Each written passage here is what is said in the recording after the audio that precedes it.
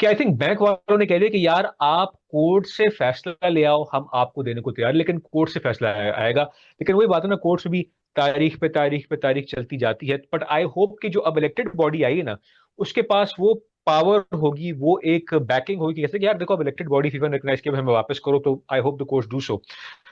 अब होपफुली जितना जल्दी हो सके, because it contains almost $1 million, $10 lakh उस अकाउंट में पड़े हुए हैं फीफा एफसी के। हम्म। ज्यादातर वो पैसे जो हैं वो शायद गोल्ड प्रोजेक्ट्स के। अब दोस्तों, मेहरबानों, कदरदानों, क्या हाल है? आज की जो वीडियो है वो मैं एक किस्से से स्टार्ट करना चाहता हूँ। प्लेन क्रैश का किस्सा है ये। 2020-22 में को एक प्लेन क्रैश हुआ था, जिस प्लेन का नाम था PK-8303।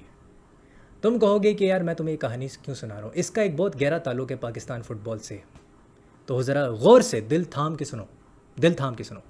PK-8303 उस फ्लाइट का नाम था। 22 मई 2020 को, यानी कि कोविड के टाइम पे वो फ़्लाइट गिरी थी घरों के ऊपर, घरों की छतों के ऊपर।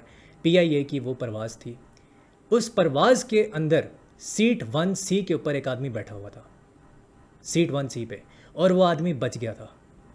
98 लोग उस दिन, उनकी शहादत हुई थी, उनकी डेथ हुई थी, और उसमें से 2 लोग बचे थे, और उसमें से एक आदमी था सीट 1C के ऊपर। जानते हो वो आदमी कौन था? वो आदमी था Zafar Masood, CEO bank of Punjab. और बैंक ऑफ पंजाब के अकाउंट्स में पाकिस्तान फुटबॉल के, यानी कि PFF के, पता है कितने पैसे पड़े हैं? जानते हो? इस वक्त जो मैं बात करने वाला हूँ वो तुम लोगों को चौंका देगी।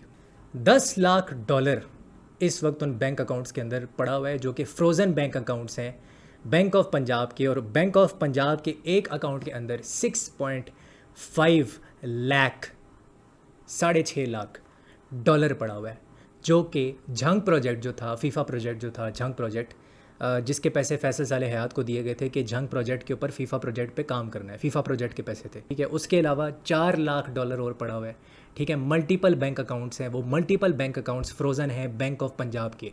ज़फ़र मसूद साहब ने, जो बैंक ऑफ पंजाब के CEO हैं, उन्होंने ये जो फ्रोज़न अकाउंट्स थे, पता है किसके हाथ दिए थे, किसको हैंड ओवर किए थे? ये उन्होंने हैंड ओवर किए हैं शाह साहब को। शाह साहब जो हैं वो PFF के पुराने प्रेसिडेंट हैं, पिछले जो प्रेसिडेंट थे 2018 में, उस टाइम पे ये शाह साहब थे। अभी इनको PFF ने पकड़ के बैन कर दिया तकरीबन 10 साल के लिए। उसके लिए इन्होंने अपील किया, वो एक अलग चीज़ है। 10 साल के लिए को बैन कर दिया, लेकिन शाह ये अकाउंट्स, ये जो फ्रोज़न अकाउंट्स हैं, इनको हैंड ओवर करने के लिए तैयार नहीं है। और इस वक्त पाकिस्तान फ़ुटबॉल को इन्होंने यरगमाल बनाया हुआ है, ठीक है, हॉस्टेज बनाया हुआ है राइट नाउ। फैज़ान लखानी ने भी इस पर ट्वीट किया, आप पढ़ सकते हैं, आपके सामने आ रही होगी। तो ये जो बंदा, यानी कि ज़फ़र मसूद, जो उस दिन बच गया था उस प्लेन क्रैश के अंदर, उसमें से एक बंदा जो था, वो जो बचा था, वो ये था। ये आदमी ज़फ़र मसूद जो है, इसका है बैंक ऑफ पंजाब, प्रेसिडेंट भी है, CEO भी है ये इसका। ये अगर थोड़ा सा इन्वॉल्व हो जाए ये बंदा, क्योंकि इनको अली हसन ने भी टैग किया है ट्विटर के ऊपर, अगर ये बंदा इस केस के अंदर इन्वॉल्व हो जाता है, ये जो कोर्ट्स में ट्रायल्स चल रहे हैं और तारीख पे तारीख, तारीख पे तारीख दी जा रही है, क्योंकि ये जो केस है ये चल रहा है PFF की नॉर्मलाइजेशन कमेटी के बीच में, उनकी लीगल कमेटी के बीच में, और ज़हीर शाह के बीच में। और शाह को किसने, ये जो बैंक ऑफ पंजाब के जो अकाउंट्स हैं वो हैंड ओवर किए थे, वो किए थे ज़फ़र मसूद साहब की बैंक ऑफ पंजाब ने। शाह का काम है कि वो वापस करे। क्या वो वापस करेगा या नहीं, वो एक अलग चीज़ है। लेकिन आपको ये जानना ज़रूरी है कि अगर ये $10 लाख जो इन फ्रोज़न अकाउंट्स के अंदर हैं, ये अगर वापस आपको नहीं मिले, तो आप जो हो कम से कम 4 लाख इसमें यूज़ कर सकते हो। $4 लाख, $4 लाख आप इसमें यूज़ कर सकते हैं, ठीक है। और वो जो है वो आप यूज़ कर सकते हो फ्रेंडलीज़ पे, वो आप यूज़ कर सकते हो अंडर 17, अंडर 19 टीम को भेजने में, जो आपकी मेंस टीम है। विमेंस टीम को आप भेज सकते हो, जो आपकी अंडर 20 की विमेंस टीम है, सैफ में या AFC में इन द फ्यूचर।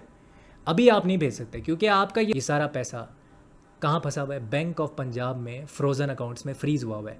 जब तक ये फ्रोज़न अकाउंट्स आप छुड़वा नहीं लेते, जब तक ये फ्रोज़न अकाउंट्स जो हैं ये बहाल नहीं हो जाते, तब तक फीफा आपको पैसा नहीं देने वाला। फीफा ईयरली बेसिस पे कितना पैसा देता है PFF को बता देता हूँ।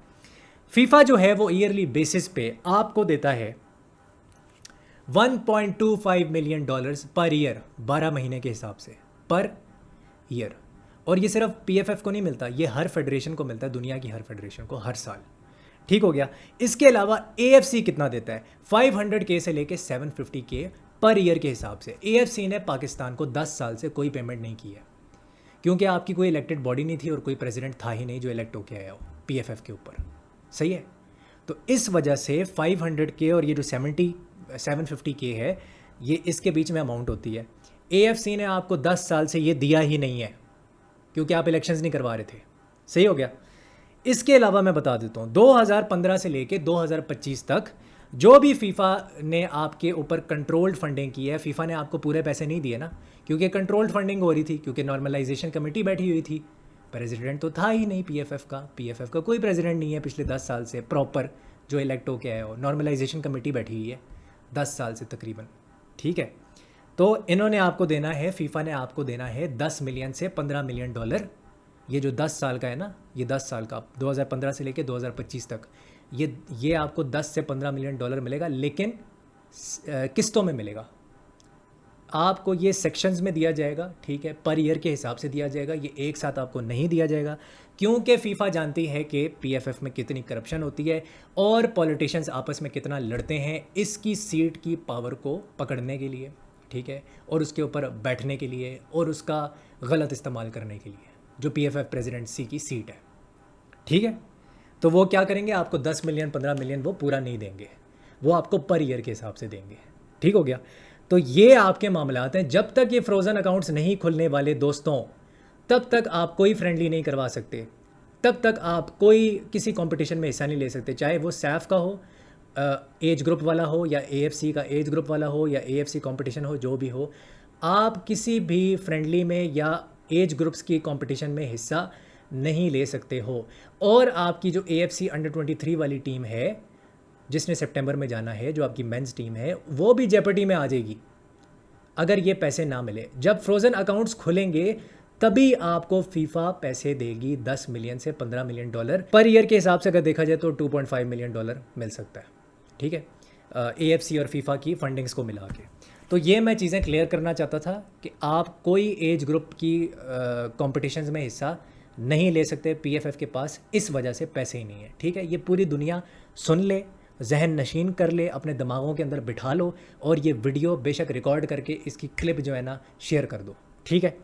अब मैं आने वाला हूँ भाई लोग, पाकिस्तान जो है वो खेलने वाला है अंडर 23 एशियन कप क्वालिफायर्स। 3 सितंबर को आपका मैच है इराक के साथ, फिर आपका 6 सितंबर को मैच है, फिर आपका 9 सितंबर को मैच है। पाकिस्तान के ग्रुप में कौन है जी, कैम्बोडिया। पाकिस्तान के ग्रुप में है इराक, और पाकिस्तान के ग्रुप में है ओमान। ओमान की रैंकिंग है 77। आपको कैम्बोडिया और ओमान को हर कीमत पे, हर सूरत हराना होगा ताकि आप सेकंड प्लेस पे फिनिश करो। और अगर आप सेकंड प्लेस पे भी फिनिश करते हो तो कोई गारंटी नहीं है कि आप एशियन कप में जाओगे अंडर 23 में, कोई गारंटी नहीं है, क्योंकि 11 ग्रुप्स हैं। ठीक है, तो 11 ग्रुप में जो सेकंड बेस्ट प्लेस टीम होती है ना, सेकंड बेस्ट प्लेस टीम, वो 4 जाएंगी। 11 ग्रुप्स में से जो सेकंड आएगी हर ग्रुप में, तो उसमें होगा ये कि 11 ग्रुप्स में से 4 जो बेस्ट होंगी second place teams, 4 best second place teams, सिर्फ वो जाएंगी 11 में से। तो सेकंड आ भी जाओ तो गारंटी नहीं है, यानी कि आपको 6 पॉइंट हर कीमत पे चाहिए, 6 पॉइंट्स हर कीमत पे और हर सूरत आपको चाहिए, एट ऑल कॉस्ट। दिमाग अपना हाजिर रखो, ठीक है, क्योंकि मुझे पता है बहुत से लोगों को आजकल ADHD है, तो अटेंशन डेफिशिएंसी डिसऑर्डर हो जाता है लोगों को। तो ज़रा फिर से सुनो कि तुम्हें 6 पॉइंट हर कीमत पे चाहिए, इसके अलावा तुम एशियन कप में क्वालिफाई नहीं कर सकते हो, सवाल ही पैदा नहीं होता। और आपको ओमान को हराना पड़ेगा हर कीमत पे। आपकी रैंकिंग है 201, बिल्कुल तनज़ली के ऊपर आप जा रहे हैं। आप क्योंकि कोई फ्रेंडलीज नहीं करवा रहे, क्योंकि आपकी फेडरेशन के बैंक अकाउंट्स जो हैं वो फ्रोज़न है, ठीक है, तो आप 201 पे गिर चुके हो, और ओमान है 77 पे। उसको हराने के लिए आपको लाने पड़ेंगे ओवरसीज़ पाकिस्तानी प्लेयर, डायस्पोरा, ठीक है, ओवरसीज़ पाकिस्तानी प्लेयर आपको सर लाना पड़ेगा। आपको सेंटर बैक्स में ओवरसीज़ पाकिस्तानी चाहिए हर कीमत पे, आपको डिफेंसिव मिडफील्डर में ओवरसीज़ पाकिस्तानी चाहिए, और आपकी जो फ़िलहाल लाइनअप बन रही है वो मैं आपको दिखा देता हूँ यहाँ पे। आप खिला सकते हैं हारून हामिद को। Haroon Hamid is eligible to play in under 23। इसका रूल बता देता हूँ मैं। 1 जनवरी 2003 को जो पैदा हुआ है, उस दिन जो पैदा हुआ है, और जो उसके बाद पैदा हुआ है, वो प्लेयर सिर्फ AFC अंडर-23 एशियन कप क्वालिफायर में खेल सकता है। That is the rule, simple, ठीक है। तो हारून हामिद 21 का है, वो खेल सकता है। अब्दुल समद जो है वो 2003 के बाद पैदा हुआ है, वो खेल सकता है। अली हैदर शाह जो कि डेनमार्क की 3rd टियर में खेलता है, म्यांमार के खिलाफ उसने डेब्यू किया था, वो खेल सकता है। मिकाइल अब्दुल्ला खेल सकता है, 20 साल का है वो, मैन्सफील्ड टाउन के लिए खेलता है, वो खेल सकता है। तो ये आपका फ्रंट 4 बन जाएगा पाकिस्तान अंडर-23 टीम का। मसला कहाँ पे आता है जी? मसला आता है आपकी डबल पिवट में। अगर आप एक 4-2-3-1 फॉर्मेशन में खेल रहे हो, यानी कि एक सेंट्रल अटैकिंग मिडफील्डर के साथ खेल रहे हो और डबल पिवट में खेल रहे हो 2 डिफेंसिव मिडफील्डर के साथ। 2 डिफेंसिव मिडफील्डर अब आपके पास कौन कौन से हैं? अली ज़फ़र है, बलूचिस्तान का लड़का, ठीक है, पाकिस्तान अंडर-19 टीम में खेल चुका है। यासिर अरफ़ात है, उसको भी स्टेफन कॉन्स्टेंटीन ने भी ट्रेनिंग कैंप्स में सेलेक्ट किया है इन द पास्ट, ठीक है। यासिर अरफ़ात पोपो FC का प्लेयर है, उसको आप खिला सकते हैं। जैद शाह जो कि चित्राल का लड़का है, उसको भी स्टेफन कॉन्स्टेंटीन ने सेलेक्ट किया था। ये जो पिछला ट्रेनिंग कैंप हुआ था म्यांमार वाला, 28 प्लेयर्स में वो था, ठीक है। तो वो चित्राल का लड़का है, उसको क्या आप डबल पिवट में खिला सकते हैं? मुझे उसकी एग्जैक्ट पोजीशन नहीं पता, ठीक है, I don't know his exact position, but अगर किसी को पता है तो मुझे कमेंट सेक्शन में बता दे। मोहम्मद अजान है, कराची यूनाइटेड का प्लेयर है, पाकिस्तान अंडर-17 में खेल चुका है। एज ग्रुप कॉम्पिटिशन्स में ये खेल चुका है ये लड़का, अंडर-17 में तो खेला है, अंडर-16 में भी खेला है। सो यस, अब्दुल रहमान जो है वो पोपो FC में खेल चुके हैं और इनको स्टेफन कॉन्स्टेंटाइन ने डेब्यू भी कराया पाकिस्तान के लिए। पाकिस्तान के लिए 2 से 3 मैच ये खेल चुके हैं अब, और काफ़ी ज़्यादा टैलेंटेड प्लेयर हैं, सो इनको भी खिलाया जा सकता है। ये फैसलाबाद से है। फिर आपका एक लड़का था उबैदुल्ला। उबैदुल्ला जो है वो पाकिस्तान फुटबॉल टीम की जो अंडर-17 टीम थी, अंडर-17 टीम, उसका कैप्टन था उबैदुल्ला खान। वो लड़का था सेंटर बैक। वो लड़का अभी किधर खेल रहा है, वो किस क्लब में खेल रहा है, वो कहाँ खेलता है, मुझे कुछ नहीं पता, मुझे कोई आइडिया नहीं है वो किधर है। तो अगर किसी को कोई आइडिया है तो मेरे लिए तो वो बिल्कुल अभी गुमशुदा है, मुझे नहीं पता वो कहाँ है। अगर किसी को आइडिया है तो कमेंट सेक्शन में मुझे बता दे, ठीक है। सदाम जूनियर का अभी नी का ऑपरेशन हुआ था, ठीक है, उसको भी KRL ने ले लिया था, वो भी KRL चला गया था, पोपो FC का प्लेयर है। उसका नी का ऑपरेशन हुआ था, सितंबर तक वो फिट होगा या नहीं, ये 70 to 80% चांसेस हैं कि वो फिट हो सकता है और वो अवेलेबल हो सकता है, लेकिन it is a race against time, काफ़ी मुश्किल है उसका, लेकिन आ सकता है, चांसेस हैं कि वो खेल सकता है। बट उसका क्योंकि ऑपरेशन बहुत ज़्यादा वो हो गया था, डिले हो गया था, उस वजह से। मोहिबुल्लाह अफरीदी कराची यूनाइटेड का प्लेयर है, ठीक है, और मोहिबुल्लाह अफरीदी जो है वो अभी गोल्ड कप में जाके खेलेगा, जो कि CM बलूचिस्तान का गोल्ड कप होने वाला है 15 जुलाई से। उसमें कराची यूनाइटेड खेलेगी, पोपो FC खेलेगी, अफ़गान चमन जो क्लब है, मुस्लिम चमन क्लब खेलेगा, बलोच नुश्की खेलेगी, ये सारे टीमें खेलने वाली हैं। 50 से ज़्यादा फुटबॉल टीम्स इसके अंदर खेलने वाली हैं, ठीक हो गया।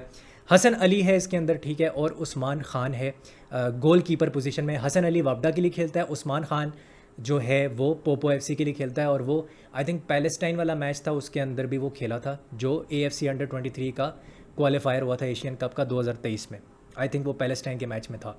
फिर इसमें आदम खान है जो कि ब्लैकबर्न रोवर्स के लिए खेलता है, उनकी अंडर-21 टीम के लिए, वो भी गोल कीपर है, उसको भी आप खिला सकते हैं। इसको भी स्टेफन कॉन्स्टेंटाइन ने मल्टीपल ट्रेनिंग कैंप्स में इसको बुलाया है और इसको देखा है। फिर इसके अलावा कौन से नाम है? खुर्शीद आलम लेफ्ट बैक खेल सकता है, वो भी भूटान प्रीमियर लीग में खेल रहा है, सही है। खुर्शीद आलम, खुर्शीद भी पहले पोपो में खेला है, लेकिन खुर्शीद आलम जो है इस वक्त ऐसे गार्डन्स में खेल रहा है राइट नाउ, ठीक है।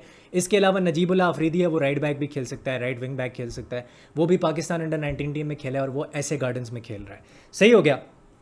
अली हैदर शाह की मैंने बात कर ली। इसके अलावा मोइन जूनियर हैं जो कि पाकिस्तान नेशनल टीम की सीनियर टीम के लिए खेल चुके हैं, और उनको आप कराची से लेके आ सकते हैं। वो जो है इस वक्त KRL में खेल रहे हैं डिपार्टमेंट में।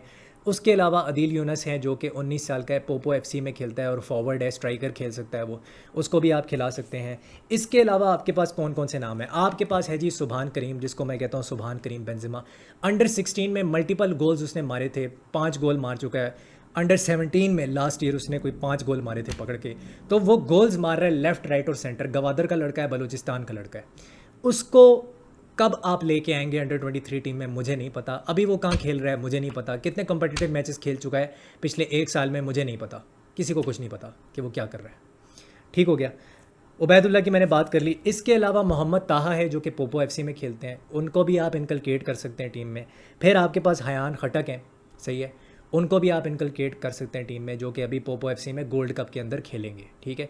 अजान की मैं बात कर चुका हूँ जो कराची यूनाइटेड का प्लेयर है, और मल्टीपल आपके बलूचिस्तान के प्लेयर है जो कि बलूचिस्तान से भी खेल सकते हैं, जिनको आप खिला सकते हो अगर आप खिलाना चाहते हैं तो ये नाम है आपके पास। ये मेरी प्लेइंग 11 है जो आपके सामने है इस वक्त। मेरे हिसाब से पाकिस्तान को स्टार्ट कर देनी चाहिए तैयारी for the AFC under 23 Asian cup क्वालिफायर्स। इसके लिए तैयारी अगर आप स्टार्ट कर देंगे तो आपके लिए बेटर है, वरना आपके लिए बहुत मुश्किल हो जाएगा। 6 पॉइंट्स आपको चाहिए हर सूरत पे और हर कीमत पे। आपका कोच कौन होगा फ़िलहाल कोई नहीं जानता। शहजाद अनवर को फ़िलहाल आपने कांटेक्ट नहीं किया। He is the only local coach in Pakistan जिसके पास AFC का प्रो लाइसेंस है। He is the only eligible man. क्या आप फ़ॉरेन कोच लेके आना चाहते हैं तो बताएं कौन सा फ़ॉरेन कोच लेके आना चाहते हैं। आपके दिमाग में कौन सा फ़ॉरेन कोच है मुझे कमेंट सेक्शन में ज़रूर बताना, ठीक है। If there is any foreign coach in your mind. Stephen Constantine, as I speak, he is not the coach of Pakistan football national team. Right now, he is not the coach of Pakistan football national team. Let me repeat. ठीक है। तो दोस्तों, ये आपका road map होना चाहिए कि आपने कम से कम सेंटर बैक्स और कम से कम मिडफील्डर, उसके अंदर आपने एक चीज़ करनी है, आपने डायस्पोरा प्लेयर लेके आना है। लायद गुलजार के पास पासपोर्ट नहीं है, साहिल बशीर के पास पासपोर्ट नहीं है, उसके भी इश्यूज़ हैं, ठीक है। तो जो अंडर 23 के प्लेयर्स हैं, वो प्लेयर्स जो कि 1 जनवरी 2003 और उसके बाद पैदा हुए हैं, उनको ढूंढना है, उनको रिक्रूट करना है, उनको स्काउट करके उनको अंडर 23 की टीम में लेके आना है। आपके पास अगर कोई ऑप्शंस है तो मुझे कमेंट सेक्शन में ज़रूर बताना। लेकिन दोस्तों, आपका जो जर्नी है वो स्टार्ट होने वाली है 3 सितंबर से। आपके पास वक्त बहुत कम है, 2 महीने से भी कम टाइम है आपके पास, 2 महीने से भी कम। तो प्रेपरेशन कब स्टार्ट करोगे ये आप अपने PFF से सवाल पूछो, क्योंकि PFF जो है ना इस चीज़ में तो, इस काम में तो बहुत अच्छी है कि यार वो पीका लॉ लगा देते हैं, जर्नलिस्ट का मुंह बंद करवा देते हैं। ये ज़िशान शफ़ी की ट्वीट देख लें आप, ठीक है। आपके ये जो पाकिस्तान नेशनल टीम है ना, अंडर 17 विमेंस टीम और मेंस टीम, उसको अभी तक पैसे नहीं दिए नॉर्मलाइजेशन कमेटी ने। तो नॉर्मलाइजेशन कमेटी के जो एक्टिंग जनरल सेक्रेटरी हैं शाहिद खोकर साहब, वो जर्नलिस्ट का मुंह बंद करवाने में तो बहुत ज़्यादा जो है ना आगे फिरते रहते हैं और सीना चौड़ा करके कहते हैं कि भाई हम तुम्हारा मुंह बंद करवाएंगे, हम तुम्हारे ऊपर डेफेमेशन केस लगाएंगे, तुम्हारे खिलाफ FIR कटवाएंगे। लेकिन जब इस पे बात करनी होती है तो आप चुप्पी साध लेते हो, आपका मुंह बंद हो जाता है, टेप लगा देता है कोई आपके मुँह पर। ये पैसे क्यों नहीं दिए आपने, ये कब दोगे नॉर्मलाइजेशन कमेटी वालों, इसका भी तो जवाब दिया करो ना। क्या इसके ऊपर क्रिटिसाइज़ करने पे भी आप जर्नलिस्ट्स को और सोशल मीडिया कंटेंट क्रिएटर्स को और ट्विटर पेजेस को और इंस्टा पेजेस को जेल के पीछे डालेंगे, जेल की सलाहों के पीछे डालेंगे? अगर आप ऐसा करते हैं तो आपसे ज़्यादा बुज़दिल आदमी कोई नहीं है। बस मैं यही बोलूँगा। यही थी आज की video. I will see you soon, take care, bye bye, हस्ता ला विस्ता, गुड नाइट।